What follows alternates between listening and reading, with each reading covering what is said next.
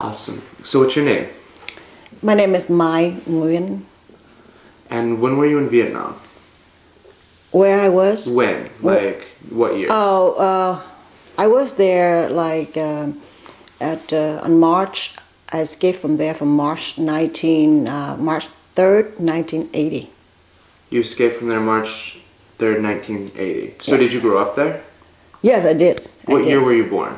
I born in 1957. 1957. So you basically saw through the entire Vietnam War. Yeah. That must have been quite an experience. Oh, sure. Very, very traumatic, and also so many painful things that I been witnessed through my teenage period and during the war. Were you in the North or the South? I was at the South. Ooh.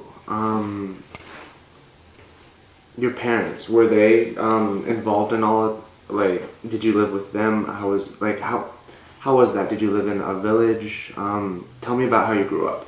No, I was born and grew up in the city. Okay. My parents came from the countryside, Mm-hmm. and they resettled their life back in 1954. They came there from the countryside, and then my older sister to go down, to my other sibling, we were all born in the city, and we live in the city, not in the village. Which city? In Saigon. Saigon? Yeah. Wonderful. So I guess you saw American soldiers while living there. Yes, I did. What were your experience of them? For the American soldier, to me, I was quite young. I had not so much of contact with them directly, but I've seen them on the street. Mm-hmm. I've seen them from hotels, and my older sister, actually, she worked for a PX. They call PX. It's this kind of canteen for the American soldier, who could buy those supply things and they need, like canned food or anything in there. It's just a big supplier.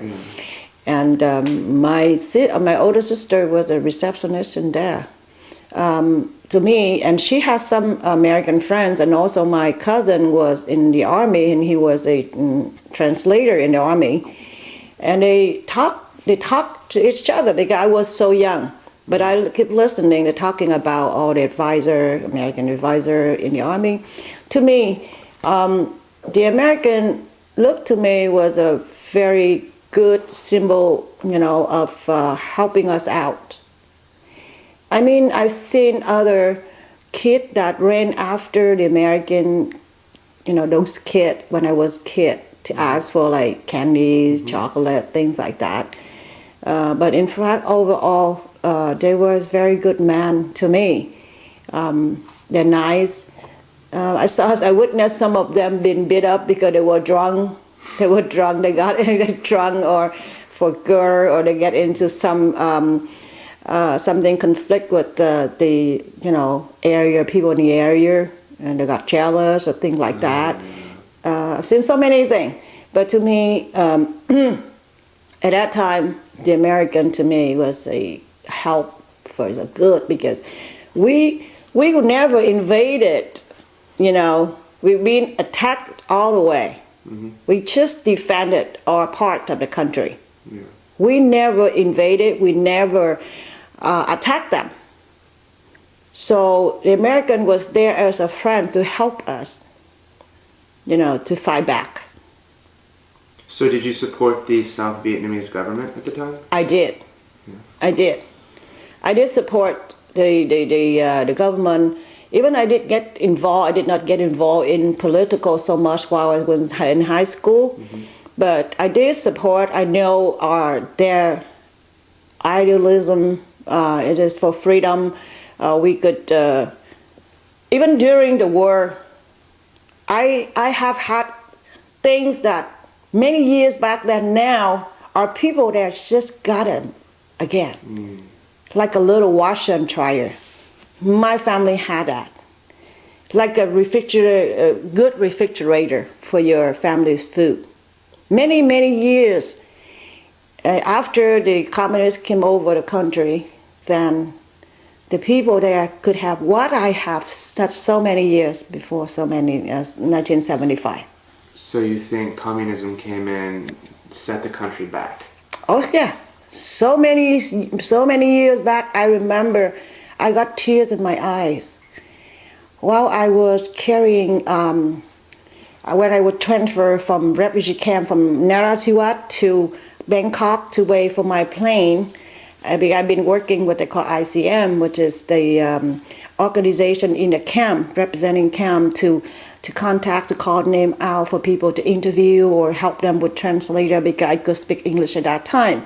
And I had like 4 hours, 2 times of 4 hours to get out of the camp and go to other camp and help the people in this camp to give letter, to give money to their relative in other camp at outside suburban of Bangkok, because at that time there is what they call red eyes disease. Yeah, as soon as you go into the camp, they point the spotlight on your eye to see if your eyes get infected, because that is very transferable. Was it like pink eye? Yeah, something like that.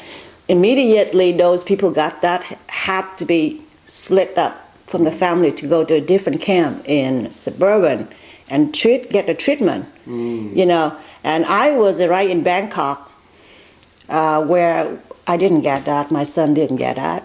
So I helped them by transferring letter and thing to their relative being split up over there. And when I've been to the street of Bangkok, the shopping, just 5 years after the communists took over South Vietnam, I got tears in my eye when I saw there's so much developing in Bangkok, in Thailand. We were much ahead of them before 1975. We had so much things upgraded that Thai people didn't have. Mm-hmm. And now we just 5 years, we now been set back many years. They got freeway. They got luxury bus. I accidentally got on a luxury bus that I didn't know. I got charged 13 baht and instead of just 1 baht. Wow. Because people told me that I take a bus from this location to other, I pay only 1 baht. Mm-hmm. And when I got in the bus, I thought, oh my God, so nice. Mm-hmm. You know, with blinds and music, you had hostess and everything else. And then the hostess came up to me and asked me for the fee, and I asked how much is it, because I could speak Thai, a little bit Thai. Mm-hmm. I could and I speak English. I spoke English at that time. So I asked her how much is it, and she said $13, 13 baht. I said, what? 13 baht? People told me it's just 1. Oh, she said, oh, you took the wrong bus. It's the same destiny. They're on the same destiny. But the bus that I took was the one that for the people that get off after work. They don't want to deal with the traffic. Yeah. So they go there and relax with air conditioning, you know, with music, mm-hmm. to relax themselves to get home. Mm. So, and I saw those things, those bars, I think everywhere I looked, you know, things that went so much farther than what we had in our country. And our country at those years, if a tree or if a light post knows how to walk, they will escape too. So it was, why 1980? Why escape in 1980? Why, communists took over in 1975 and you left in 1980? It's not easy to get out. Actually, 1975, we should leave the country. Mm-hmm. Why? Because my grandma, she was in last stage. She was, you know, paralyzed and light in one place for 5 years. And I took care of her since I was 13 until I turned 18 in 1975. And the 30th of April, we lost our country. 20th of May, we lost her.